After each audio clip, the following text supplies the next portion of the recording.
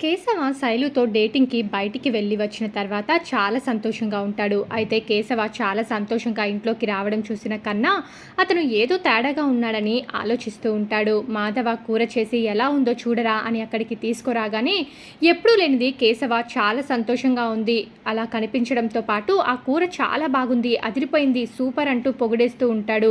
అరే! నువ్వు ఎలా ఉంది? ఒకసారి నువ్వు కూడా చూడరా అని మాధవ అడుగుతాడు.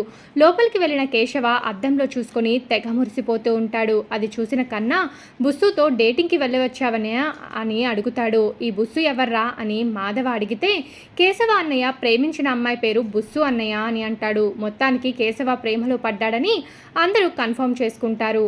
శైలు చాలా సంతోషంగా ఇంట్లోకి ఎగురుతూ గంతులు వేసుకుంటూ వస్తుంది. అయితే వరాలు చూసి ఏమైంది, ఎందుకు ఇలా గంతులు వేస్తున్నావు అని అనుమానంగా చూస్తుంది. అది చూసిన వరాలు, ఏమైందో, రోజు మంచిగానే ఉండేదానివి కదే, ఈరోజు ఏమైనా పిచ్చి పట్టిందా, ఇలా ప్రవర్తిస్తున్నావు, ఇలా గంతులు వేస్తున్నావు అని అడుగుతుంది.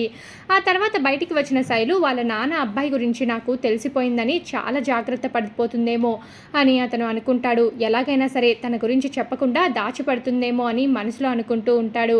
ఆ అబ్బాయి గురించి నేను తెలుసుకోవాలి అని అతను, నేరుగా ఇంటికే వస్తున్నావా లేదా ఎక్కడికైనా వెళ్ళావా అని అడుగుతాడు. లేదు నాన్న, ఎందుకు కొత్తగా మీరు అలా అడుగుతున్నారు అని అడుగుతుంది శైలు. ఏం లేదమ్మా, ఊరికే అడిగాను అని చెప్తాడు. నేను కేశవతో బండి మీద బయటికి రావడం చూసి నానేమైనా చూశాడేమో అని శైలు అనుకుంటుంది. అయితే చక్రి మహా ఇద్దరు కలిసి రండి రావడం చూసి వీళ్ళిద్దరూ కలిసిపోయారా అని అనుకుంటారు. ఏదేమైనా కూడా వీళ్ళిద్దరూ కలిసి ఉంటే చాలా బాగుంటుంది అని మాధవ అంటాడు. ఇంత సడన్గా వీరిద్దరూ కలిసి రావడం ఏంటి, నాకు కూడా అర్థం కావడం లేదు, ఏదో తేడా కొడుతుందని కేశవ అనుకుంటాడు. చక్రి ఏమైందిరా, మీరిద్దరూ కలిసిపోయారా అని అనగానే చాలా సీరియస్ అవుతాడు. మా ఇద్దరి గురించి నీకెందుకురా అని కోపంగా అందరిపై అరుస్తాడు. మహాలక్ష్మిని మాధవ టీ పెట్టి తీసుకురమ్మంటావా అమ్మా అని అడుగుతాడు. కానీ మహాలక్ష్మి మాత్రం, ఒకేసారి నేను డిన్నర్ చేసేస్తాను పెద్ది, ఇప్పుడేమి వద్దు అని చెప్తుంది.